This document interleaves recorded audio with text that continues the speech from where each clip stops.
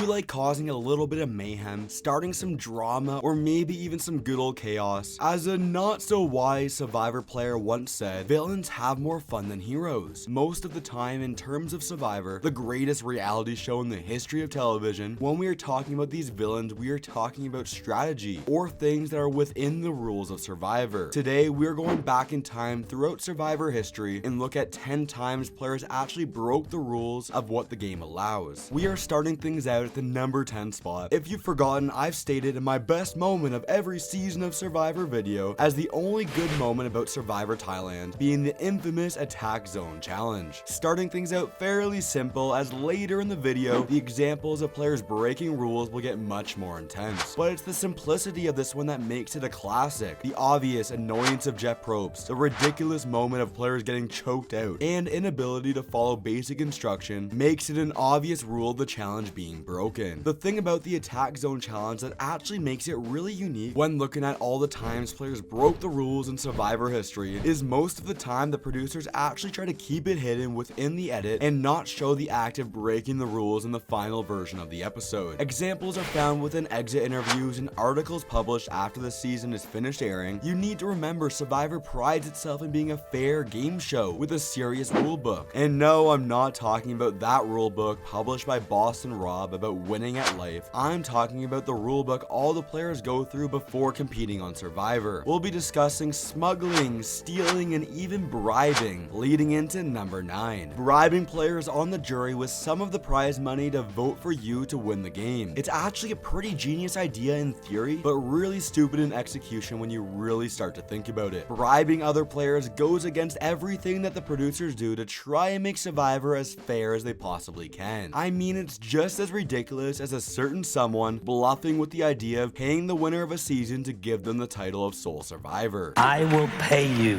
$10,000 for the title. In Survivor's 21st season, the rumor is that Sash bribed Jane to pay off her mortgage if she convinced the jury to vote for him to win Survivor. During Survivor Nicaragua, this is an insane accusation that is obviously cheating in the game. Sash would ultimately be the 0-vote finalist of the season, leading to fans to assume the producers informed the jury they were not allowed to vote for Sash, as he was obviously cheating. Although later on in a post-game interview, Marty would say this was a lie, as Sash was just really not liked. Coming in at the number 8 spot, we have a different type of breaking the rules, and that being spoiling what happens during a season of Survivor. A lot of the hardcore Survivor superfans like myself, and I'm guessing you as well, view Survivor more of a professional sport and less like a TV show. Well, the casual audience ain't so serious and they view it as a TV show. To keep the TV show interesting and avoiding spoilers the best they can, all the players will sign a non-disclosure agreement, let's just call them NDAs, and basically a major part of this is not interacting with other players after you finish filming a season. This could be seen as possible alliances or tribe mates and ruin the game. Well, Alec from Survivor David vs. Goliath decided to ignore all of this and post a picture on Instagram announcing he was dating fellow tribe mate Kara. Because of this, he was not invited to the reunion show and was not given the reunion money. You see this right here? This is a subscription checkpoint. You gotta subscribe right now because I said so. So thank you. 70% of you watching aren't subscribed, and that really hurts my feelings. Let's talk players breaking the rules by stealing things, as at the number 7 spot, Rob and Tyson stole some gasoline to start a fire. This one gets me emotional and in my feels a bit, especially when you look at Survivor Island of the Idols, with Boss and Rob flexing to the entire Survivor community at how good he is at starting fires. Rob's got it. Rob's got it.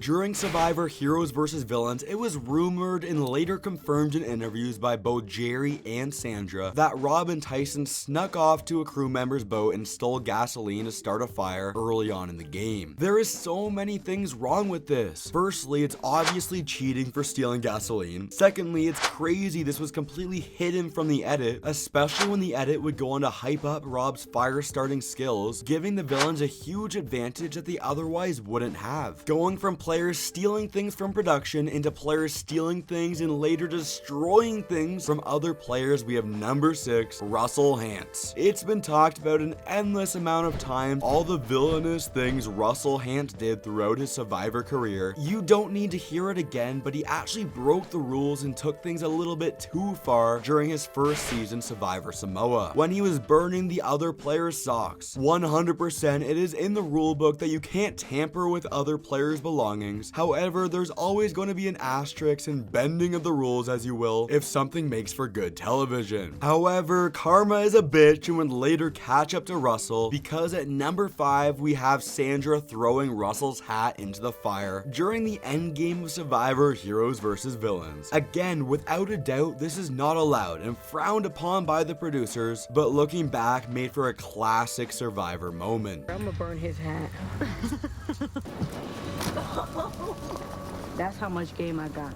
You gotta give credit when it's due when players prepare as much as they possibly can to play Survivor, and that's exactly what PG did at the number 4 spot on our list. Obviously, the biggest portion of Survivor that we like to talk about is the strategic element, but we gotta remember the survival aspect is a very key ingredient as well. Surviving 39 days, well, I guess 26 days now, but we won't talk about that, without a bed and limited food and water. PG decided to make her own clothing with hidden pockets to help herself and her tribe gain an early advantage in the game. Things like handmade cardigan with flint as the button with twine, necklace with flint and fishing weights attached, and earrings that could be used as fishing hooks. Although most of these things were discovered by producers and removed from the game before the start of the season, it's always impressive to see the lengths people will go through in order to gain an advantage in Survivor. Similar to PG, Richard Hatch had the same sort of idea during Survivor All-Stars. However, the number 3 broken rule on our list takes a different approach to smuggling things into the game, as it's been rumored that Richard Hatch grabbed a bunch of matches and put them in a container and later up his butt to gain an advantage during Survivor All-Stars. On his YouTube channel, Richard Hatch brought up the rumor. Being sneaky, he never denied it or fully answered if he really did this or not, but he does hint at it during a confessional, making fun of his tribe for trying to start a fire and saying he could start a fire whenever he wanted to. I think I could start the fire without even blinking. But they don't need to know that. Keeping it old school at number 2, we have the Pagong tribe having some fun at their very first tribal council during Survivor Borneo. The entire tribe voting Jeff Probst's name as a joke and voting him off the island. This feels super awkward as the producers are not sure what to do, making the game lack a sense of seriousness that it needed to be successful, and Jeff Probst obviously did not like this at all. However, Jeff Probst did not notice the number 1 broken rule on our list. Low-key, I didn't notice this one either, so shout out to Peridium for picking this one up, as we see Keith trying to win the same sandbag throw-in challenge during Survivor Cambodia that he also won a few seasons prior during Survivor San Juan del Sur. The only problem is Jeff clearly states you need to be on a platform while throwing the sandbags, and well, he's just not doing that. There is actual footage of Keith throwing a sandbag while not on the platform. This doesn't actually have a large impact on the challenge, and he ends up winning again. Anyway, click right here if you want to see another awesome Survivor video.